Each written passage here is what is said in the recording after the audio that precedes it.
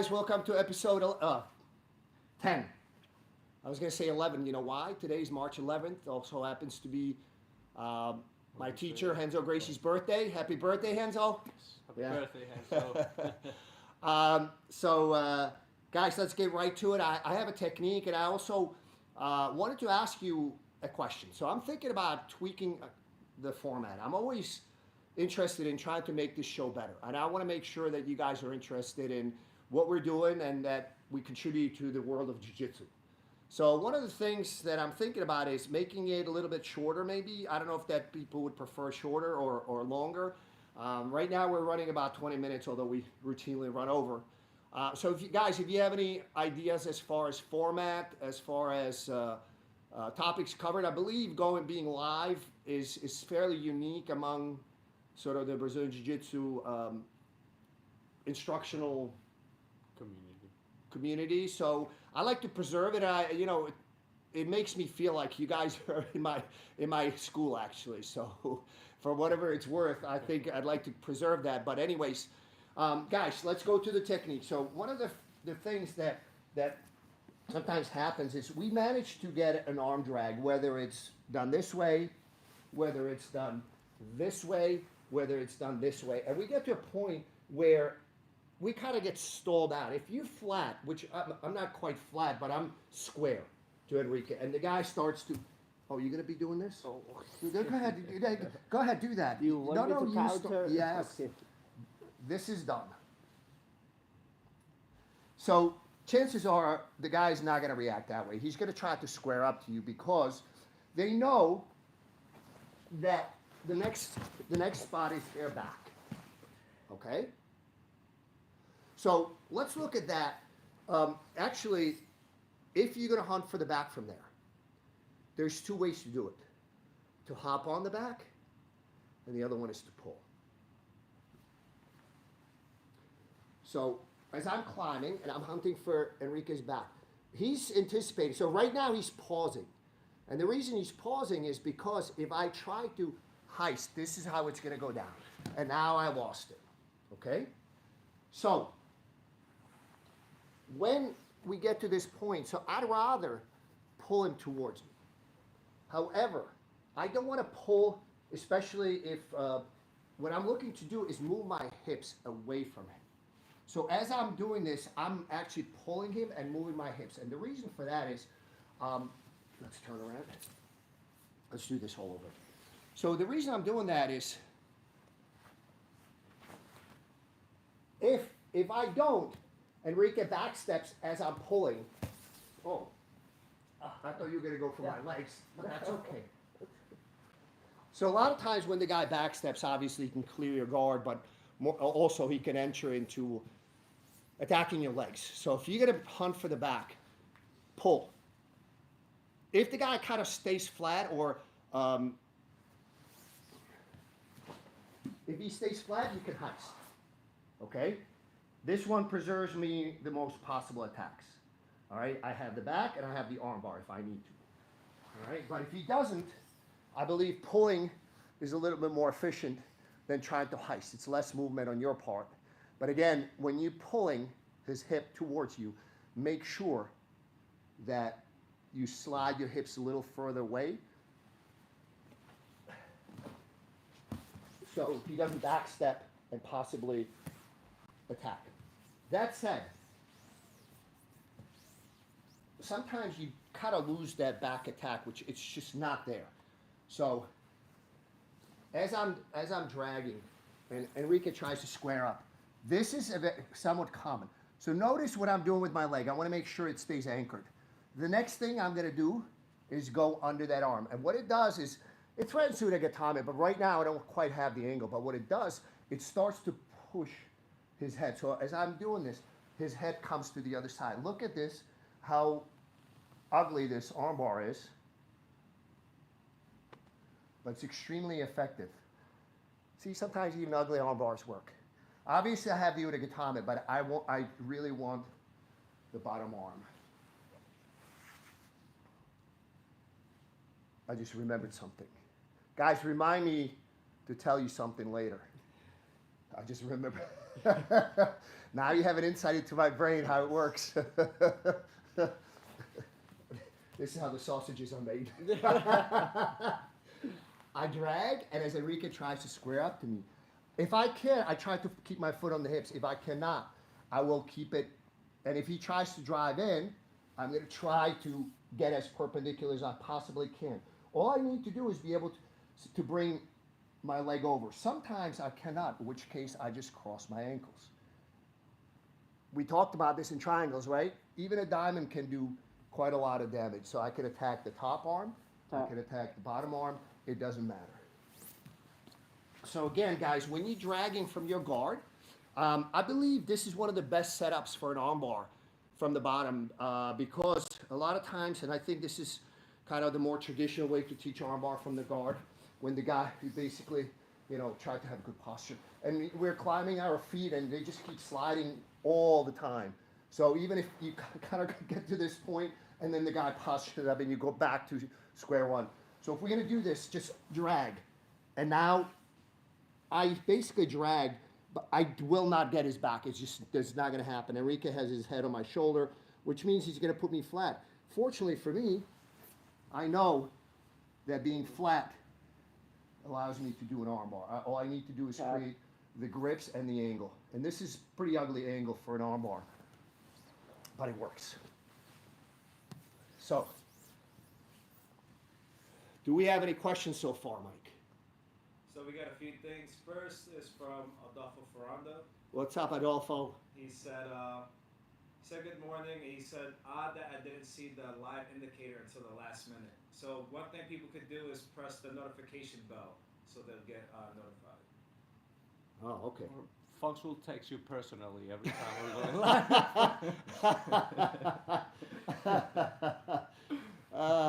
But he agrees with G in baseball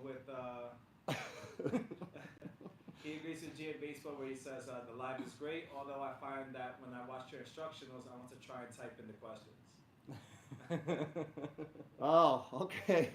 Well, that's the good news. When you guys, when the instructionals out there, I have 4 so far: split guard, armbar, guillotine, and triangles, inverted, reverse, and all this other stuff. They're all, in my mind, really good. And every one of them will give you at least, guys, if you don't learn at least 3 things you did not know before, Fanatics will give you, they have a money back guarantee, but I will personally give you my money back. Although I split it with them, so 50%. You get 50%. I don't know what the split is, but anyways, guys, yeah, this is one of the reasons why I want to do the live. So if sometimes people have questions, although to be honest with you, most of the questions we've gotten on the instructionals, it's usually they miss one of the big 3 or 4 points that I think I explain on the video, but sometimes you need to hear it more than once for it to sink in. I lost my train of thought. And then Adolfo was asking, is your goal to keep the right foot on the hip the whole time? If I can. Sometimes you cannot. So if you cannot keep it on the right hip, perpendicular is the way to go. So again, if I do this, I'm starting to feel pretty good. But as you can see like what he repositioned his head. So if my foot is on the hip, this is going to be really good. But even if it's not, if it's up, I'm looking to go perpendicular as much as I possibly can. I will not bring the leg over. If you have my the armbar DVD, a lot of times if I get the good angle, if I can go over Enrique's right shoulder, I don't need to bring my left leg over. Quite contrary, it's actually counterproductive. So what I'm looking to do is, the only way I would actually at this point bring the leg over is if Enrique tries to slip his head out. So he actually did bulk of the movement for me. But if I can keep it on the hip, it really preserves him being stretched out. And then I start to manage the angle by basically swimming under his arms and moving my upper body, sort of using his arms, his armpits, sort of as a way for me to almost pull myself into. As you know, this is a big factor in when I do the triangles as well. I can't tell you guys how many people have told me that the way I do triangles. Forget about even the reverse, inverted, and the ugly ones, which a lot of people, especially the ugly ones, a lot of people don't know. But the straight triangle is just grabbing the shin and then cutting the angle with my arm under his armpit, if he's on his knees, or if he stands up under his legs, is crucial to your success in that triangle, and holding your shin. Guys, I yelled at my students on Tuesday because I'm teaching something, I forget, it's some setup, and it winds up in a triangle, and I'm seeing some purple-brown belts not holding their shin, despite the fact that I've told them numerous times. And guys, I'm willing to always admit that maybe I'm wrong, maybe your way is more effective, but if I don't ever see you finishing a triangle, maybe you're not doing it the best way you possibly do it. So then maybe you should listen to me and see how that pans out for you. I have solid evidence from many, many different people. Hey, Fox, you know, I just took one seminar or one class with you and really changed my triangle game. Now I'm triangling. You know, I finished in a tournament. I got 2 triangles, or, you know, things like that. So I get that on a regular basis, guys. So maybe you should listen every once in a while. I'm speaking to my students. And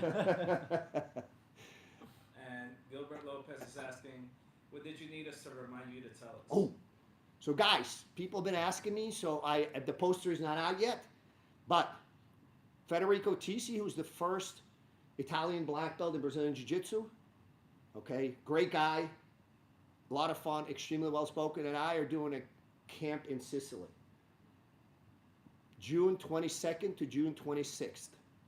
So it's going to be a lot of fun. We're going to have some fun in the sun, do some BJJ.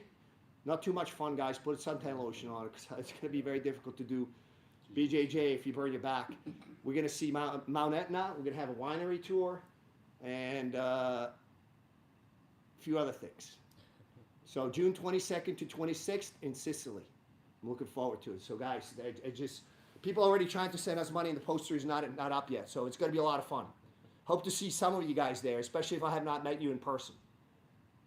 And Ainsberg is asking, he said, I've been advised to avoid triangling big guys and to opt for the omoplata instead. Is that valid, or is it just people who aren't good at finishing triangle giving advice?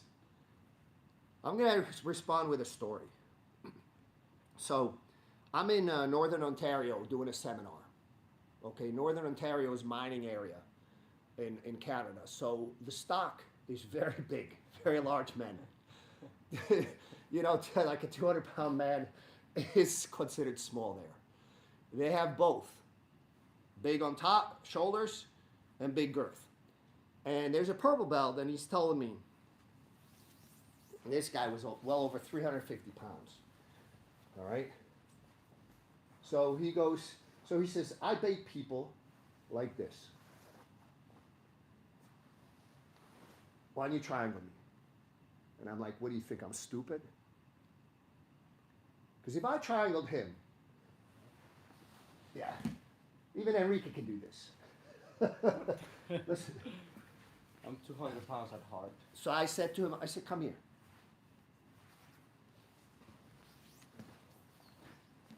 We do it again. And then I triangled him. 350 is as big as they come, okay? However, you can triangle a big guy if you set it up properly.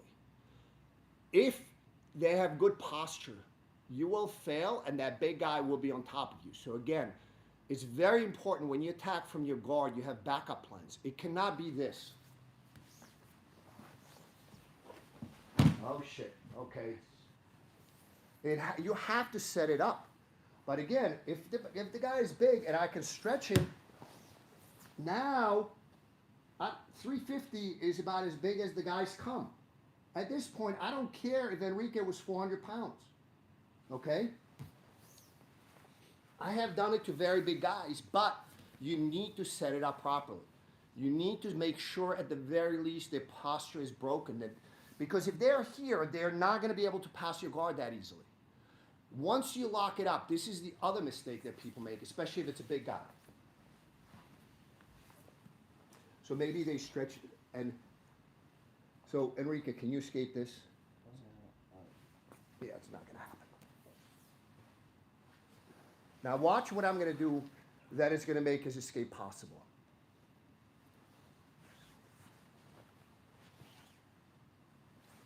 Push him away. Okay? So, again, if you set it up properly, you can triangle big guys, but you have to set it up properly. So first thing is, stretch them out, break their posture. 2, grab your shin and hold it. Because if he's a big guy and you kind of get this, holding your shin is the difference between you getting the submission and you getting your guard pass with a big guy on top. So this is a crappy triangle, but what I'm doing is I'm holding my shin, and third is pull. Pull your knees in and cut the angle, cut the angle, cut the angle. It will happen for you. So again, you need those elements. If you don't have them, especially this setup, if you don't set up the submission properly, you know, it's like throwing something and see if it sticks through the wall, you know? I think that's like an old cooking trick where they threw spaghetti against the wall. If it stuck, it was done. If it didn't stick, it was not done yet. How much spaghetti will you waste? Probably a lot, unless you know what you're doing. But long story short, yes, you can triangle large people, and I've done it repeatedly. But also be willing to switch if they're so big and you didn't set it up, you didn't cut that angle yet. What they're going to give you is a reverse triangle. So be willing to open your mind to reverse triangles where, okay, you kind of committed to a triangle. It doesn't have to be the straight triangle. A reverse one will work perfectly well. Okay? But again, it's very, very important that you set it up properly. Break the posture, slightly misalignment, grab your shin, hold on to your shin, and pull with your knees to your chest and thighs together. All right? And a question related to the triangles from Adolfo. He's asking, sometimes when I am setting up a triangle before I cut the angle, the guy starts to back out and gets really low, almost belly down, and then I lose it. Any suggestions? Yes, I have a suggestion.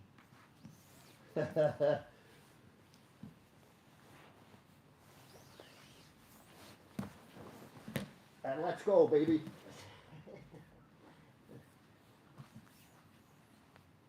All right. So guys, when, you know, this is a recurring topic, right? It's recurring in jiu-jitsu.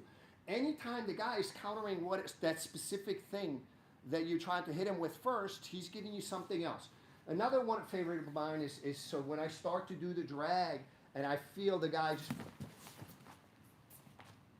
anybody? Just go with it. So let's look at your specific question, Adolfo. So as I start to set it up, he goes flat. Just pop up, step over. What are you gonna do now? Oh. Yeah, baby. So just change it up. Frequently when people go flat, when they go down, is a good time for you to pop up. Attack the back or just transition. It's an easy sweep because they're kind of sweeping themselves. All you're doing is just helping them just a little bit.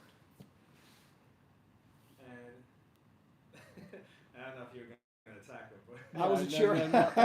He was giving me the look, so I don't know. I wasn't quite sure what look that was. Are we doing this again? And James McLaughlin is asking, why do you like to use universal grips versus gi specific and no gi specific? Very good question. First of all, it cuts down the number of things I got to be excellent at, right? No, seriously. I mean, you know, if I need to do this and this, you know, I will use the gi. Don't get me wrong. I will use the gi, especially, you know, like the collar grips and stuff like that. But generally speaking, when I'm grabbing the hands, I prefer the universal grips because I have found it a lot easier. So if I need to transition, so if Enrique starts to break that transition becomes a little bit easier if I if I use universal grip. The other thing is sometimes you can see like there's a little bit of, yeah. So I prefer, this is a grip I prefer. It's a little tighter. And it's the same grip, gi no gi. Sometimes I will grab, the seam by the armpit, but a lot of times I will just go tricep. And this works, gi no gi, exactly the same. All right? But this grip is very strong versus this one. He can actually turn a little bit. So I prefer some of those grips. Same thing. So stand up for me for a second, please. So a lot of times, if I'm grabbing, this is very tight versus, yeah, this is stronger grip, but I don't depend on my grips as much as I'm using them to position my own body into place. So I find that my ability to position myself back into place is as good as, if not better, using the universal grips rather than actually grabbing onto the cloth. I think when you grab to the cloth, my grips are not that strong. It just, my fingers start to hurt and my wrists start to get twisted. At some point, I gotta let go. So I'm not wedded to my grips, and it's easier for me. It's a little quicker. I mean, we're talking tiny split seconds, but tiny split seconds add up. So that's some of the reasons why I prefer universal grips to the gi grips. And we'll fit in one more before we close out. This is from Paul Wallen. He's saying, hi from London, UK. I'm really enjoying this series. Not sure if you've covered it already, and apologies if you already have, but what are the most high percentage ways to break a person's posture? Creating an angle and trying to get your feet on the hips. So guys, Adolfo Ferronda has created an index. I believe it's buried under episode 50 of the antivirus edition. If you have the app, you should be able to access it. If you don't have the app, you could always type in, search into YouTube, say Fox BJJ posture break, because Mike does a good job with cataloging things. So you could always do that. But let's look at this. So if Enrique is standing over me with a good posture, so what I need to do is get my grips. See how I used this? If this was no gi, I'll try to use the head, and now I broke his posture. So immediately, I like to create the angle and feet on the hips. Feet on the hips prevent him from going forward. And then I'm trying to get his upper body to sort of start to move slightly forward. Now his posture is broken. From a closed guard, I know we covered it pretty much in one of the episodes, is how do you break your guard? I don't break my guard like this, because that's going to get your guard passed by a higher level guy. So when I break my guard, I usually just lift my hips, shift out, and now I get my grips and start to now. So notice that I'm not even using the gi at this point. I might, like, if right now it just happens that there's a good handle here, so I need to just start to push. Now his posture is broken, and ugly triangle it is. It actually turned into reverse. So again, it's get your grips. I encourage you guys, especially the newer guys, the drill or play with your training partners grip fighting. And grip fighting is not this. That's not grip fighting. Wait, how do we do this? So grip fighting is this. Like, say, if I have a decent grip and Rika takes it, I need to transition into something else that might be good. So sometimes the grip fighting can be predictable, but sometimes it's not, depending what look your training partner gives you. But so first, get your grips, create an angle, and then try to stretch your person out. Anytime somebody stretches, almost by the definition, their posture is broken. Once they break their posture, this is your cue, attack. And just like that, we're out of time. Guys, we will see you next week, episode 11. Roll with the Fox, share, like, subscribe, and all the other good things. Send the money for the camp. Yeah, the poster's going out pretty soon, guys, on Facebook. And then, if you guys are interested in it, or, I don't know how the Facebook algorithms work, but if you share it, I think it's good for the camp too. Again, we have 2 packages. There's going to be a full package where you get all that stuff, and then there's BJJ only if you want to try to make your own arrangements there. All right? I will see you next week, guys.